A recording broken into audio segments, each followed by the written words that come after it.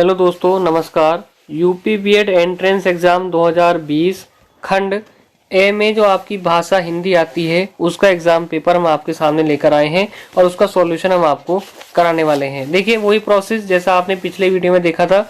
आपको हर क्वेश्चन के बाद थोड़ा सा टाइम मिलेगा, आप अपना आंसर सोच सकते हैं और कमेंट बॉक्स में आपको ईमानदारी से बताना है कि आपके कितने क्वेश्चन सही थे, आपको कितने क्वेश्चन का आंसर पता था। चलिए, 2020 खंड ए में जो भाषा हिंदी आती है, जो आपका सेकंड पोर्शन आता है भाषा का, तो वो उसका एग्जाम पेपर आज उसका सॉल्यूशन करेंगे हम।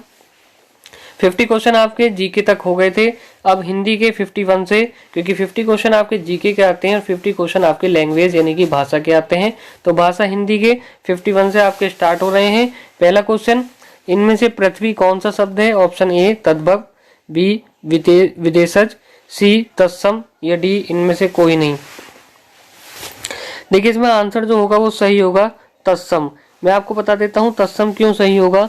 तत्सम शब्द दो शब्दों से मिलकर बना है, तत् प्लस सम।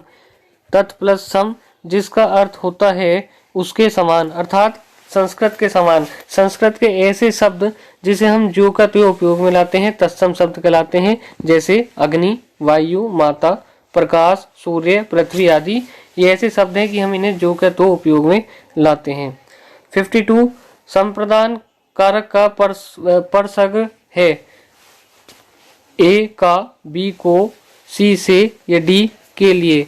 तो देखिए, कर्ता ने कर्म को संप्रदान के लिए अपदान से अलग होने पर, तो संप्रदान किसका है? डी के लिए। ऑप्शन कौन सा सही हो जाएगा? डी।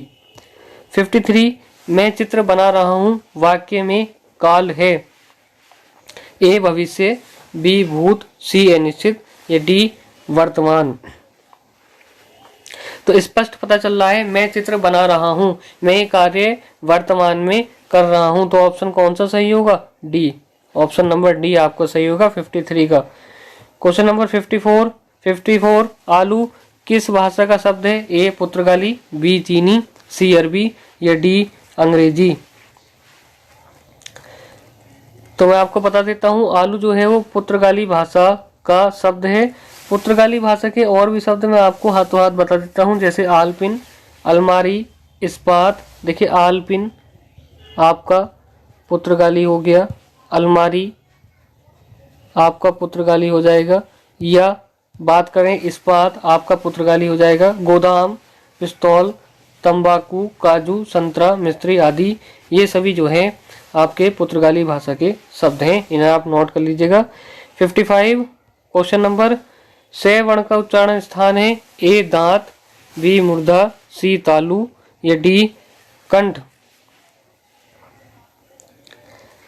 तो इसमें जो है बी तालु, से में आप देखेंगे तलवे का यूज होता है, जो आपके ऊपरी भाग होता है उसका यूज होता है से बोलने में।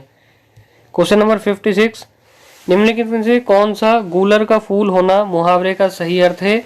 ए अति प्रसन्न होना, बी फूल की तरह खिलना, सी दुर्लभ वस्तु या डी सुगंधित होना।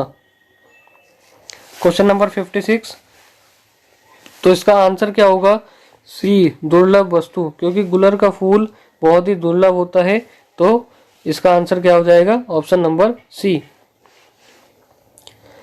सूत शब्द को स्त्रीवाचक बनाने के लिए किस प्रत्यय का उपयोग होगा? देखिए, सूत शब्द को स्त्रीवाचक बनाने के लिए ऑप्शन आपके पास है, ए ये, बी ई, सी इक या डी आ। तो ऑप्शन नंबर इसका सही हो जाएगा डी आ, सूता। सूता शब्द क्या है? एक स्त्रीवाचक शब्द है। 58, पैरों से लेकर सिर तक एक शब्द क्या होगा? ए आधोपांत, बी अपाद मस्तक, सी नतमस्तक या डी इनमें से कोई नहीं।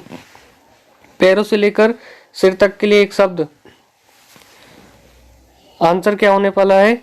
अपाद मस्तक, बी आंसर इसका सही होगा। देखिए, अधो उपांत का मतलब क्या होगा? अधो उपांत का मतलब होता है आपका आदि से लेकर अंत तक, यानी कि प्रारंभ से लेकर अंत तक। प्रारंभ को हम आदि भी बोल देते हैं, ठीक है। और यहाँ नतमस्तक का मतलब क्या होने वाला है, किसी के सम्मान में सिर झुकाना, नत मस्तक, मस्तक को झुकाना किसी के सम्मान में। क्वेश्चन नंबर 59, काव्य में भाव तथा कला के सौंदर्य को बढ़ाने वाले कारक कहलाते हैं? ए रस, बी छंद, सी चौपाई, डी अलंकार। तो काव्य में भाव तथा कला का जो सौंदर्य बढ़ाते हैं वो अलंकार बढ़ाते हैं। ऑप्शन नंबर डी आपका सही हो जाएगा। हिंदी के सर्वश्रेष्ठ हास्य व्यंग्य निबंधकार हैं? क्वेश्चन नंबर 60, ए हरिशंकर परसाई, बी जयशंकर प्रसाद, सी आचार्य राम प्रसाद शुक्ल, या डी महावीर प्रसाद द्विवेदी। तो आपको बता देता हूं मैं, हरिशंकर परसाई इसका सही आंसर होने वाला है। हिंदी में सर्वश्रेष्ठ हास्य व्यंग निबंधकार हरिशंकर परसाई जी हैं। 61, सटानन शब्द के सही संधि विच्छेद पर सही का निशान लगाइए। ऑप्शन आपके सामने है। तो 61 का जो सही आंसर होने वाला है वो ऑप्शन नंबर डी होने वाला है, षष्ठ प्लस आनन इसका सही आंसर होगा। 62, चक्रधर शब्द है? ए रूढ़, बी यौगिक, सी योग रूढ़, या डी विदेशी। तो चक्रधर एक योग रूढ़ है, सी आंसर इसका सही होगा। अब योग रूढ़ शब्द होते क्या हैं? देखिए, वे शब्द जो यौगिक तो होते हैं परंतु जिनका अर्थ रूढ़ यानी किसी विशेष अर्थ से होता है, योग रूढ़ कहलाते हैं। ये सामान्य अर्थ को प्रकट न कर किसी विशेष अर्थ का प्रकटीकरण करते हैं, यानी कि किसी विशेष अर्थ को प्रकट करते हैं। जैसे चक्रधर शब्द ले लेते हैं, हमारे पास चक्रधर शब्द है। चक्रधर मतलब चक्र को धारण करने वाला, और चक्र कौन धारण करते हैं? विष्णु भगवान। यानी चक्रधर शब्द जो है वो विष्णु भगवान से संबंध रखता है सीधे सीधे, लेकिन ये जो है अलग अर्थ में लिखा गया है, तो ये शब्द क्या हो गया? योग रूढ़ शब्द हो जाएगा। 63, निम्न में से अनिश्चयवाचक सर्वनाम है? ए कुछ, बी कौन, सी यह, या डी क्या। तो ऑप्शन नंबर ए कुछ, इसमें कुछ निश्चयात्मक पता नहीं चल रहा। 64, संबंध बोधक अवयव किसके साथ प्रयुक्त होते हैं? ए संज्ञा अथवा सर्वनाम के, बी विशेषण के, सी क्रिया के, या डी काल के। संबंध बोधक, तो इसका जो सही आंसर होने वाला है वो ए संज्ञा तथा अथवा सर्वनाम के साथ संबंध बोधक अवयव प्रयुक्त होते हैं। 65, स्थायी भाव को जगाने और उद्दीपित करने वाला कारक है? ए आलंबन, बी उद्दीपन, सी विभाव, या डी अनुभाव। तो इसमें जो ऑप्शन है वो सही होने वाला है, सी विभाव जो है वो स्थायी भाव को जगाने और उद्दीपित करने वाला कारक है। 66, ज्यो ज्यो निहारे नहरे है न नहीं, त्यों त्यों खरी निखरे सा निकाई। पंक्ति में अलंकार है? ऑप्शन ए उपमा, बी रूपक, सी अनुप्रास, या डी पुनरुक्ति। क्वेश्चन नंबर 66 अलंकार बताएंगे। तो इसमें जो है डी पुनरुक्ति अलंकार सही होने वाला है, पुनरुक्ति सही होने वाला है। कथन में सौंदर्य के बहाने एक ही शब्द की आवृत्ति को पुनरुक्ति प्रकाश अलंकार कहते हैं। प्रश्न में दिए गए उदाहरण में ज्यों ज्यों तथा त्यों त्यों शब्द में पुनरुक्ति अलंकार हुआ है, इसलिए यहाँ क्या है? ये पुनरुक्ति अलंकार होगा। ऑप्शन नंबर डी आपका सही होने वाला है। 67, निम्न में से कौन सा शब्द शुद्ध है? ए उज्ज्वल, बी दीपक, सी मूर्ति, या डी इनमें से कोई नहीं। 67, कौन सा शब्द शुद्ध है? देखिए, ये सभी जो हैं गलत हैं। उज्ज्वल, दीपक, मूर्ति, इनमें से कोई नहीं आंसर होने वाला है। इनका शुद्ध रूप भी मैं आपको बता देता हूं। देखिए, उज्ज्वल जो है वो कुछ इस प्रकार से लिखा जाता है शुद्ध उसमें। दीपक तो सभी को पता है, और मूर्ति तो इनमें से कोई सी भी वर्तनी शुद्ध नहीं है, इसलिए इनमें से कोई नहीं ऑप्शन सही होगा। 61, निम्नलिखित के एक शब्द में उपसर्ग नहीं लगा है। तो ऑप्शन आपके सामने है। तो किसमें उपसर्ग नहीं लगा है? देखिए, अतिक्रमण, इसमें अति उपसर्ग हो गया। प्रतिक्षण, इसमें प्र हो गया। सुगम, इसमें सु हो गया आपका उपसर्ग। डी ऑप्शन है दर्शन, तो दर्शन में कोई उपसर्ग नहीं है, तो ऑप्शन नंबर डी आपका सही हो जाएगा। दृश्य काव्य के अंतर्गत आते हैं क्वेश्चन नंबर 69 नाटक और प्रहसन, नाटक और कहानी, नाटक और व्यंग, प्रहसन और कहानी। क्वेश्चन नंबर 69 तो दृश्य काव्य के अंतर्गत नाटक और प्रहसन आते हैं। नाटक भी आप देख सकते हैं और प्रहसन भी आप देख सकते हैं। क्वेश्चन नंबर 70 ये जो आपको चिन्ह दे रखा है काय का है? लाघव चिन्ह, पुनरुक्ति बोध चिन्ह, सी आदेश चिन्ह या डी हंस पद। क्वेश्चन नंबर 70 तो ये जो है पुनरुक्ति बोध चिन्ह है। क्वेश्चन नंबर 70 का बी आंसर सही होने वाला है। क्वेश्चन नंबर 71 प्रकृति के सुकुमार कवि कहे जाते हैं। ए सूर्यकांत त्रिपाठी निराला, बी सुमित्रा नंदन पंत, सी जयशंकर प्रसाद या डी कबीर। 71 आंसर बताएंगे 71 का, तो ऑप्शन नंबर आपका इसमें बी सही होने वाला है। प्रकृति के सुकुमार कवि सुमित्रा नंदन पंत जी हैं या वो कहलाते हैं। क्वेश्चन नंबर 72 स्वाभिमान स्वाधीनता का प्रतीक है। ए चूहा, बी स्वान, सी कबूतर या डी सिंह। सभी को पता है स्वाभिमान और स्वाधीनता का जो प्रतीक है वो सिंह है। ऑप्शन नंबर डी सही होने वाला है। 73 अली शब्द के दो अर्थ हैं। ऑप्शन आपके सामने हैं। ए बोरा सखी, बी घाट घर, सी जल या पानी, डी पिता और भाई। तो ऑप्शन नंबर ए सही होने वाला है। बोरा और सखी अली शब्द के दो अर्थ हैं।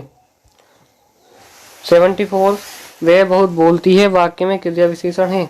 ए वह, बी बहुत, सी बोलती है या डी है। इस क्वेश्चन का आंसर निकालने से पहले आपको क्रिया विशेषण समझना पड़ेगा कि क्रिया विशेषण होता क्या है। देखिए जो शब्द क्रिया के अर्थ में विशेषता प्रकट करते हैं उन्हें क्रिया विशेषण कहते हैं। जैसे वह बहुत बोलती है, वाक्य में बहुत शब्द क्रिया विशेषण है जो बोलती है क्रिया की विशेषता बताता है। यानी कि इसका जो सही आंसर है वो बी होने वाला है। आंसर बी बहुत जो है वो क्रिया विशेषण शब्द है, उसे बता रहा है कि वह बहुत बोलती है। 75 उज्ज्वल पद में संधि है। ए दीर्घ, बी गुण, सी व्यंजन या डी विसर्ग। तो 75 का जो आंसर होने वाला है वो आंसर नंबर सी व्यंजन संधि होने वाली है। हमेशा ध्यान रखना जिसमें छोटा ऊ या ऊ शब्द का उपयोग हो शुरू में उसमें व्यंजन संधि होती है। 76 छायावादी युग के प्रवर्तक हैं। A Jaishankar Prasad, B Shridhar Pathak, C Sumitra Nandan Pant या D Ramchandra Shukla. 76 question number A Jaishankar Prasad छायावादी युग के प्रवर्तक हैं। क्वेश्चन नंबर 77 पावक शब्द उदाहरण है। तो पावक किस संधि का उदाहरण है? ऑप्शन आपके सामने है।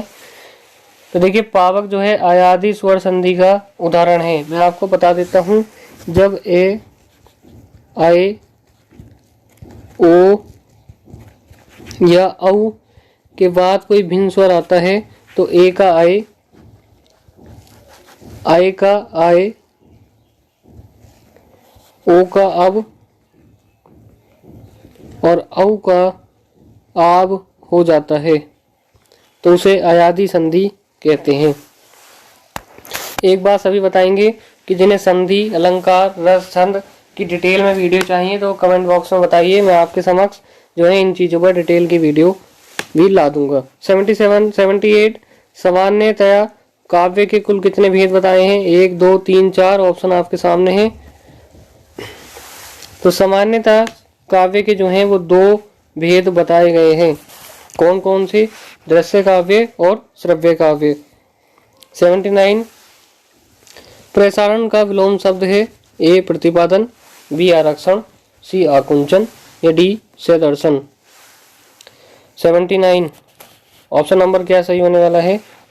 आकुंचन इसका सही होने वाला है। 80 लोक संस्कृति का जन्म हुआ शहरों में, बी गांव में, सी कस्बों में या डी विद्यालयों में। तो जो लोक संस्कृति का जो जन्म हुआ है वो गांव में हुआ है। ऑप्शन नंबर बी आपका सही होने वाला है। 81 कृपाण शब्द है। ए आगत, बी देशज, सी तद्भव या डी तत्सम। ऑप्शन नंबर आपका जो है डी सही होगा, ये तत्सम शब्द है कृपाण। तो 82 बुद्धि भ्रमित होना किस मुहावरे का सही अर्थ है?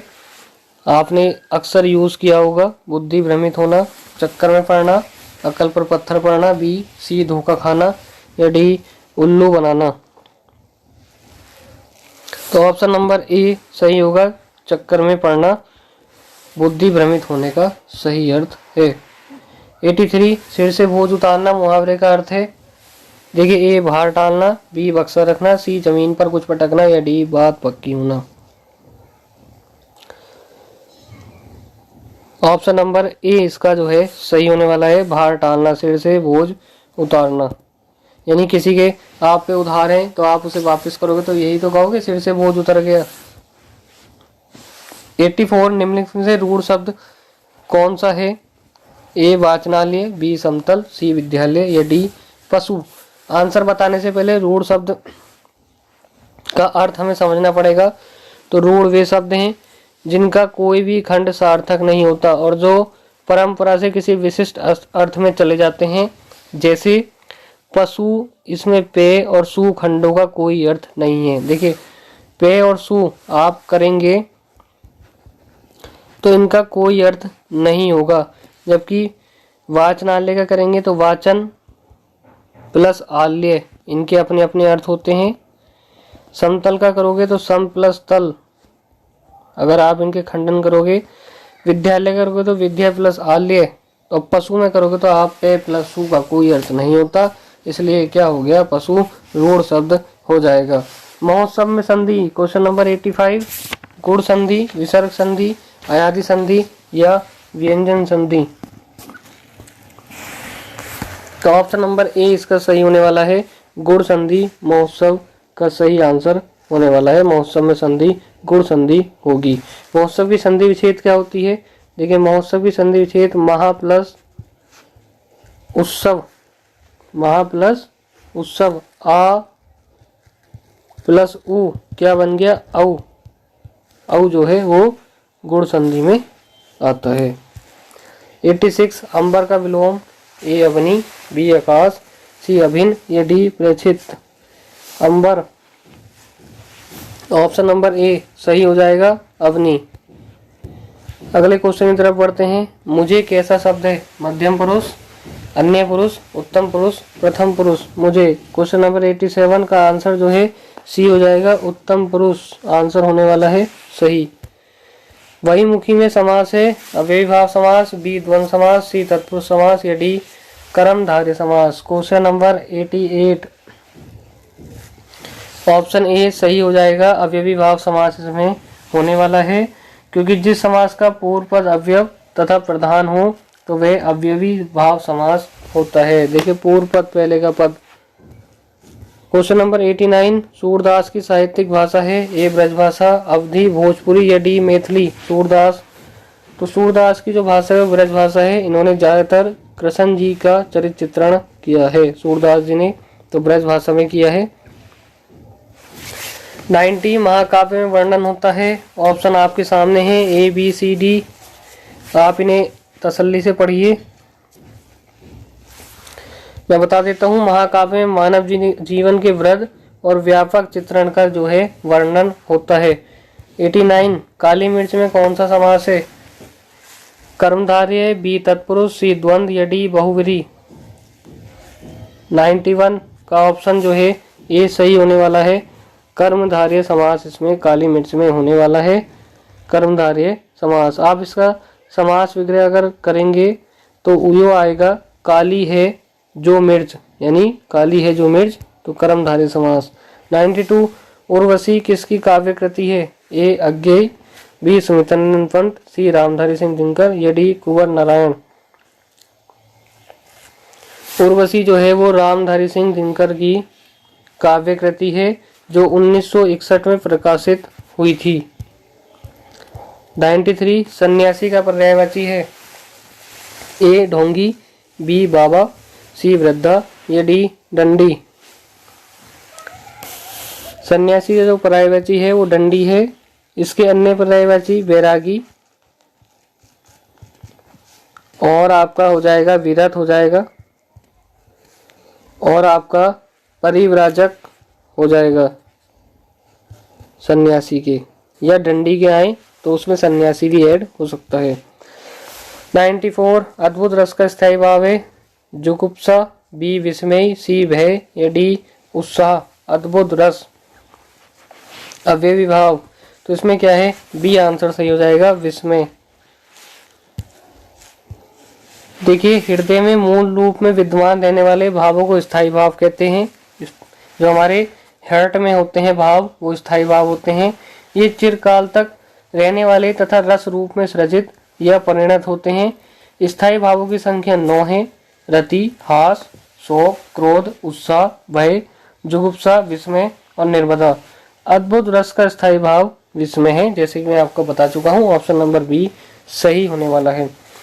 निम्नलिखित में से कौन सा कवि भक्ति काल का नहीं है? ऑप्शन ए है आपके पास ईश्वरदास, बी नाभादास, सी मतीराम, या डी रहीम। तो देखिए, ईश्वरदास भी जो है भक्ति काल के थे, नाभादास भी, रहीम भी भक्ति काल के थे, मतीराम जी जो है भक्ति काल के नहीं थे। तो ऑप्शन नंबर आपका सी सही होने वाला है। 96 निम्नलिखित में से अशुद्ध वाक्य का चयन कीजिए। वाक्य आपके सामने है आपकी स्क्रीन पर। तो 96 का जो है वो बी होगा, बच्चों को काट कर फल खिला दो। ठीक है, तो इसका शुद्ध वाक्य जो है होता बच्चों को फल काट कर खिला दो। तो ऑप्शन नंबर बी आपका सही हो जाएगा, ये जो है अशुद्ध वाक्य है। 97 करवा किस विधा की रचना है? ए नाटक, बी कहानी, सी उपन्यास, या डी एकांकी। तो करवा जो है वो एकांकी है, जिसका जो प्रकाशन हुआ था वो 1935 ईस्वी में हुआ था।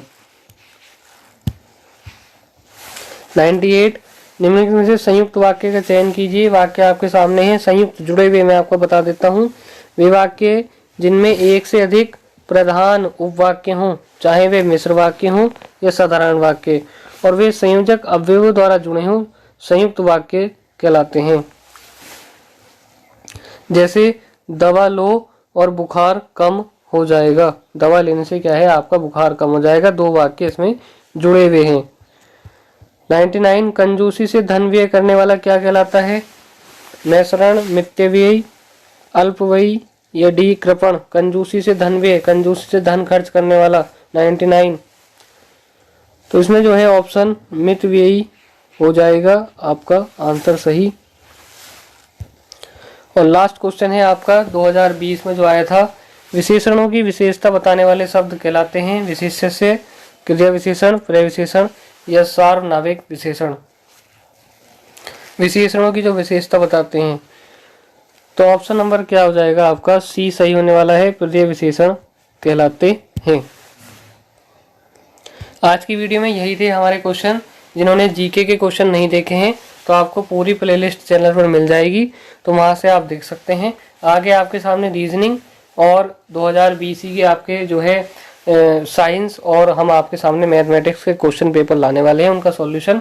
तो आगे इसी तरह से पिछले साल के पेपर्स हम आपको सॉल्व कराएंगे और बहुत सारे प्रैक्टिस सेट आपको सॉल्व कराने वाले हैं। कुछ टॉपिक्स पर डिटेल में वीडियो मिलेंगी।